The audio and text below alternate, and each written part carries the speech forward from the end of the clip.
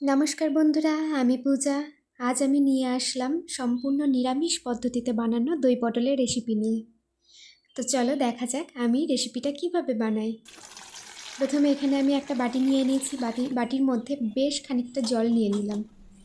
তারপর সেই জলের মধ্যে এক এক করে পটলগুলো দিয়ে দিচ্ছি।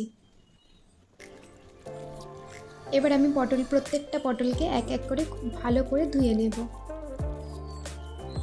আমার সব পটলগুলো মোটামুটি ভালো করে ধুয়ে নেওয়া হয়েছে। এবার আমরা একটা চাকু দিয়ে দুদিকটা কেটে নিলাম পটলের। এবার আমি পটলের খোসাগুলো অল্প অল্প করে ছাড়িয়ে নিচ্ছি মাঝখান থেকে আর দুই দিক দিয়ে চাকু দিয়ে অল্প অল্প করে কেটে নেব। তো আমি প্রত্যেকটা পটল এভাবে মাঝখান থেকে খোসাগুলো ছাড়িয়ে নিয়েছি। দেখো, সম্পূর্ণ আমি খোসাগুলো ছাড়াচ্ছি না। সম্পূর্ণ খোসাগুলো ছাড়ালে পটলগুলো খুব নরম হয়ে যায়, খেতেও অতটা টেস্ট লাগে না। মাঝে একটু একটু করে রেখে দিলে পটলটা খেতে বেশ ভালোই লাগে। তো আমি এখানে এক এক করে সব পটল এভাবেই ছাড়িয়ে নিলাম।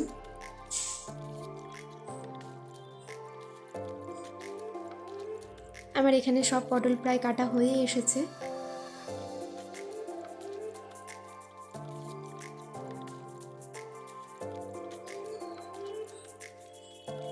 তো আমার সব পটলগুলো কাটা হয়ে যাওয়ার পর একটা ঝুড়ির মধ্যে আমি পটলগুলো রেখে দিয়েছি। এবারে এই পটলগুলোর মধ্যে সামান্য একটু হলুদ গুঁড়ো আর একটু লবণ দিয়ে দিলাম।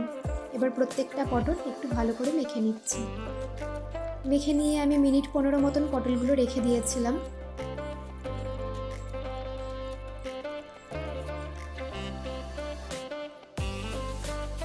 তো দেখো, এখানে সব পটলগুলো নুন হলুদ মাখানো হয়ে গেছে। তারপরে আমি একটা ছোট মিক্সিং জার নিয়ে নিয়েছি। এখানে ছোট্ট একটা সাইজের টমেটো নিয়েছি আর দুটো কাঁচা লঙ্কা। এবার এটার একটা স্মুথ পেস্ট বানিয়ে নিয়েছি। টমেটো আর কাঁচা লঙ্কার পেস্ট আমার বানানো হয়ে গেছে। আমি একটা বাটির মধ্যে টমেটো আর কাঁচা লঙ্কার পেস্টটা দিয়ে দিলাম সামান্য একটু আদা বাটা, একটু জিরের গুঁড়ো, নিলাম সামান্য একটু ধনের গুঁড়ো, আর নিলাম কাশ্মীরি রেড চিলি পাউডার। একটু হলুদ গুঁড়োও দিয়ে দিলাম এর মধ্যে, আর সামান্য একটু লবণ দিয়ে দিলাম। এবার একটু জল দিয়ে আমি মশলাটা রেডি করে রেখে দিলাম।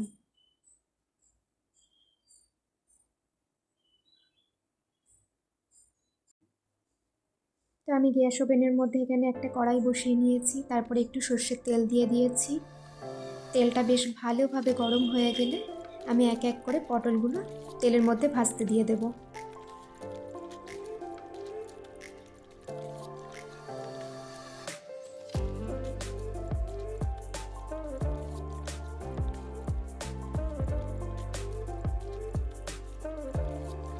ততক্ষণে এখানে আমি 100 গ্রাম মতন টক দই নিয়ে নিয়েছি। দইটার মধ্যে একটু লবণ দিয়ে দিলাম। এবার দইটা আমি একটু ভালো করে ফেটিয়ে নেব।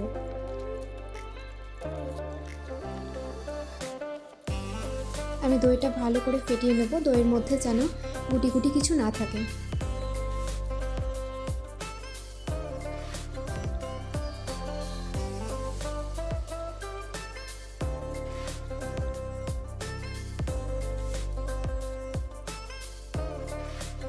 আর এখানে পটলগুলো প্রায় ভাজা হয়েই এসেছে, আর পটলগুলো বেশ নরম হয়ে গেছে। তা আমি এক এক করে একটা বাটির মধ্যে পটলগুলো সব তুলে নিলাম।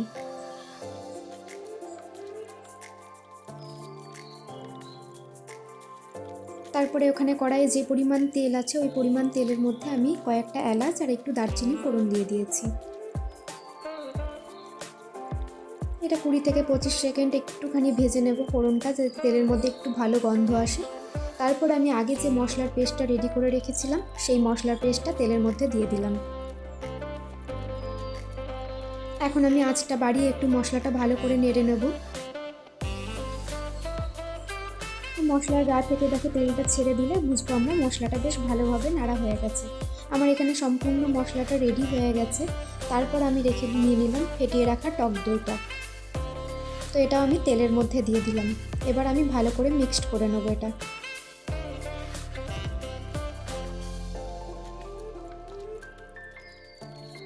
গ্রেভিটা ফুটে গেছে, তখন আমি পটলগুলো গ্রেভির মধ্যে দিয়ে দিলাম।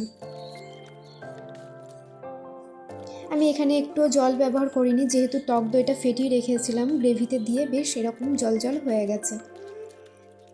তো চাপা দিয়ে মিনিট 10 রেখে দিয়েছিলাম।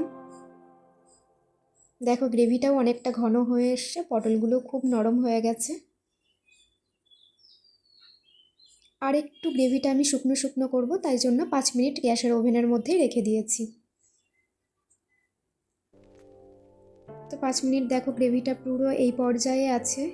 আমি এই পর্যায়ে নামিয়ে নেব। তোমরা চাইলে আরও একটু গ্রেভিটা ঘন করে নিতে পারো। আমি রান্নাটার মধ্যে সামান্য একটুখানি লাস্টে গরম মশলা ব্যবহার করলাম। গরম মশলাটা অপশনাল, তোমরা চাইলে ব্যবহার করতেও পারো, না চাইলে ব্যবহার নাও করতে পারো। আমরা পটল দেখলে তো অনেকেই নাক সিটকোই, তো এইভাবে একবার রান্না করে দেখো, খেতে জাস্ট দুর্দান্ত লাগে। আমার এই রেসিপিটি যদি ভালো লাগে তাহলে চ্যানেলটি সাবস্ক্রাইব করে রেখে দেবেন।